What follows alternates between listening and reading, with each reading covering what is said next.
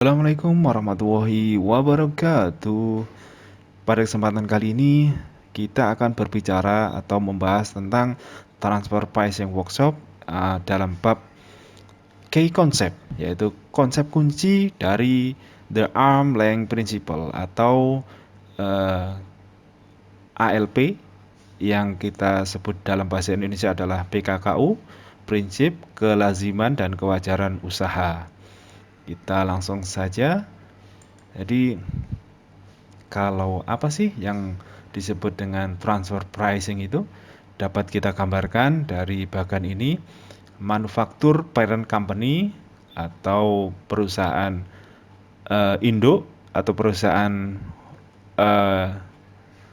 pusatnya berada di Prancis, ia memproduksi barang atau goods, kemudian dia menyalurkan wholesale distribution for region untuk kawasan berada di negara Singapura, kemudian dari negara Singapura sebagai agen besarnya, ini mendistribusikan ke negara-negara wilayah, yaitu ke negara Asia, yaitu di Nepal, Bangladesh, dan Vietnam.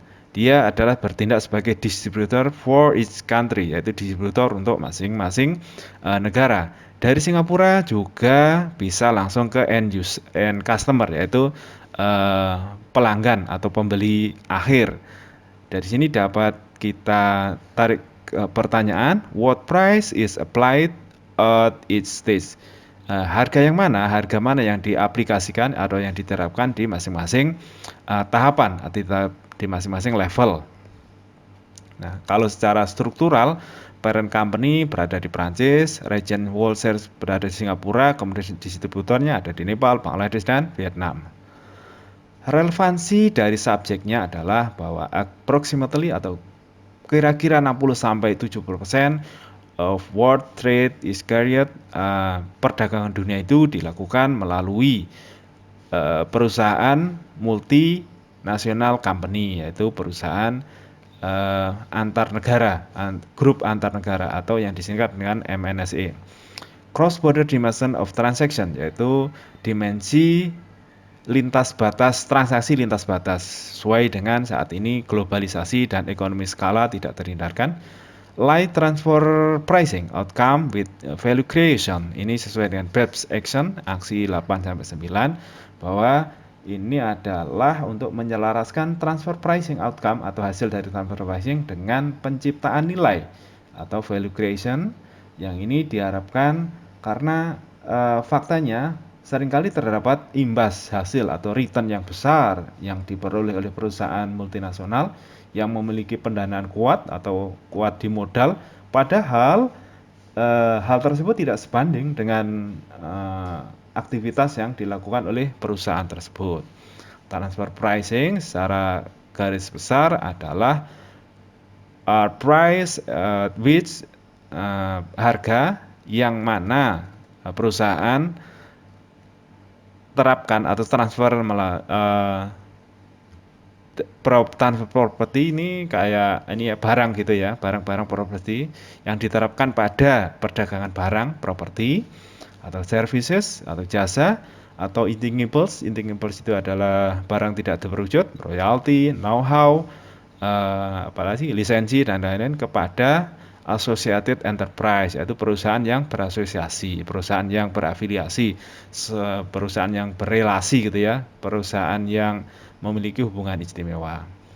Kemudian arm's length principle itu treat associate enterprise as spirit. Jadi perlakuan asosiasi enterprise diperlakukan perusahaan itu diperlakukan sebagai entitas atau kesatuan dan tidak sesimpel satu kesatuan yang utuh. Jadi di enterprise itu, associate enterprise itu diperlakukan sebagai entitas yang terpisah, separated.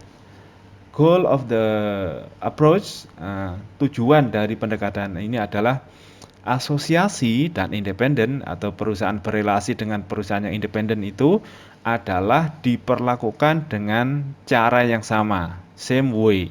Application on transaction by transaction basis to achieve close proximity to open market and economic reality. Jadi aplikasi atau penerapan dalam transaksi transaksi by transaction, transaction demi transaksi, basisnya adalah untuk mencapai approximately perkiraan terdekat untuk harga market atau pasar terbuka dan ekonomi yang reality yang sebenarnya.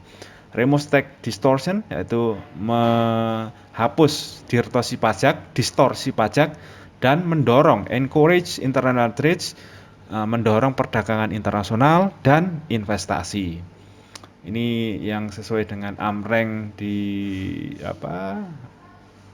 artikel 9 OECD Tax Convention, yaitu di mana antara between independent enterprise, kemudian profit, laba, tapi for the condition will have occurred on to one of the enterprise may be included in the profit of the enterprise and tax accordingly. Ini sesuai dengan model tax convention artikel 9.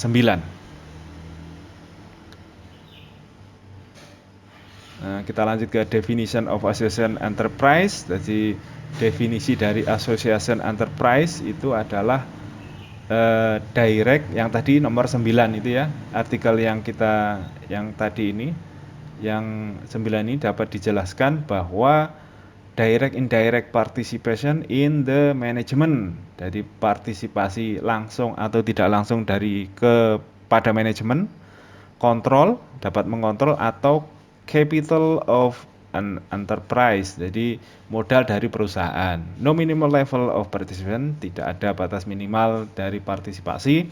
Enterprise are associated where enterprise are associated where, jadi perusahaan itu dikatakan berasosiasi atau berrelated itu di mana one enterprise participate in the managed control or capital the other.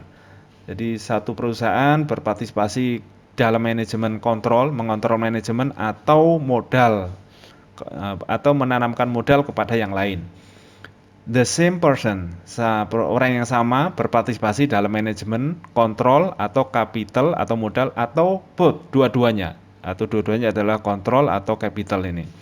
Jadi mungkin partisipasi di manajemen ini sama person, orang yang benar-benar sama, atau mungkin barangkali ada hubungan kekerabatan atau keluarga. Kemudian participation in management, control, or capital in potentially wide, berpotensial sangat lebar, sangat luas. Domestic rule may refine or expand.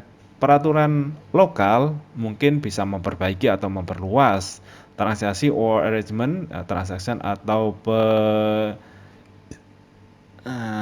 pengaturan ya, mengarrange subjek adalah subjek untuk transfer pricing rule, untuk peraturan atau regulasi dari transfer pricing. Ini dapat dijelaskan adalah shareholding atau share, pembagian laba itu share itu ini ya, modal. Pemegang modalnya itu sometimes kadang-kadang lebih dari 50% secara de jure yang tertulis ya. Tapi kalau secara de jure itu berarti yang secara tertulis secara resmi. Kalau de facto, jadi dia for example same director in the both enterprises, direktur yang sama dalam kedua perusahaan, atau sole customer or supplier ya. Jadi satu-satunya pelanggan atau pemasok. Associate need not be proven. Associated, jadi association, keterhubungan asosiasi, need butuh, tidak butuh untuk dibuktikan. Seperti bagan ini, partisipasi dalam manajemen kapital, modal atau kontrol itu terafiliasi, itu seperti perusahaan A menanamkan 50%, 51% sahamnya ke perusahaan B menanamkan sahamnya 26% ke perusahaan C. Jadi antara perusahaan A dan perusahaan C ini adalah apakah ter-enterprise associated enterprise, terafiliasi. Nah, ini kita lihat ya karena dia terasosiasi karena kepemilikan modalnya lebih dari 25%. Company A, perusahaan A memiliki ini ya 51%, sahamnya di C, 26 di D. Sedangkan company A ini juga 51% ke company B. Transaksinya ke B ke D. Apakah B dan D associated enterprise? Nah, saya kira iya karena satu kepemilikan. Jadi ini adalah satu kontrol antara perusahaan B dan perusahaan D, pemiliknya adalah sama, yaitu perusahaan A. OECD Transfer Pricing Guideline, ini adalah konsensus atau kesepakatan, kesepakatan definisi untuk PKKU atau kewajaran kelanjutan usaha. Ini adalah fungsi dari OECD Transfer Pricing Guideline atau panduan untuk menyamakan pricing method, jadi metode transfer pricing, dan memandu untuk digunakan untuk negara-negara di seluruh dunia. Ini ada tiap tahun diupdate, 2007 sampai sekarang juga diupdate, tahun 2021 sudah ada. Kemudian ini adalah bab-bab yang diatur dalam transfer pricing, ada guidance atau ini ya panduan untuk aplikasi atau penerapan ALP, metode transfer pricing, comparative analysis, yaitu analisis kesebandingan, intangible, ini ya barang tidak berwujud, intragroup services, ini jasa antar grup, mungkin soal peminjaman atau jasa-jasa keuangan lainnya dan lain-lain. Nah, ini transfer pricing, profit shifting ini dapat digambarkan transfer pricing and profit shifting. Jadi harga transfer dan penggeseran laba. Jadi di sini digambarkan untuk manufaktur country A atau perusahaan pabrik di negara A, harganya untuk memproduksi barang adalah 100 gitu ya. Ini adalah dalam hubungan intergroup transaction. Di negara B ini masih dalam hubungan istimewa, dia berelasi. Dia dijual resale price-nya 300. Jadi harga jual kembalinya dijual oleh B di negara B ini adalah 300. Sehingga keuntungan grup adalah 200. Transfer pricing-nya jika dia menerapkan transfer pricing 150, maka laba dari A itu adalah 50. Dari mana? Yaitu 100 dikurangi 150. 150 dikurangi 100. Jadi laba dari A adalah 50. Sedangkan laba bruto dari B adalah 150. Dari mana? Yaitu harga jual di B 300 ini dikurangi harga transfer. Jadi profit B adalah 150. Nah, seterusnya kalau 200 ya berarti 200 dikurangi 100, profit A adalah 100. Kalau dijual dengan harga tersebut 200, maka dijual kembali 300, maka profit B adalah 100. Dari mana? Yaitu 300 dikurangi 200. Begitu seterusnya. Nah, kalau transfer pricing ini menggunakan contoh, ini karena dalam posisi sebagai wajib pajak, untuk mengatur, untuk menghindari pajak dengan tarif yang tinggi di suatu negara. Dalam hal kasus ini diilustrasikan transfer pricing-nya adalah 300. Harganya dari A sebagai produsen adalah 100, dijual di negara B adalah 300. Secara otomatis laba dari PT A di negara ini ada 200. Dari mana? Yaitu 300 dikurangi ongkos produksi 100. Profitnya 200, karena pajak 10%, maka pajaknya adalah 20. Sedangkan profit B karena dijual dengan harga 300, maka dia tidak ada profit. harga transfer 300 dijual 300 tidak ada profit. Sedangkan pajaknya di negara B adalah 30, maka pajak juga tidak ada karena tidak ada laba.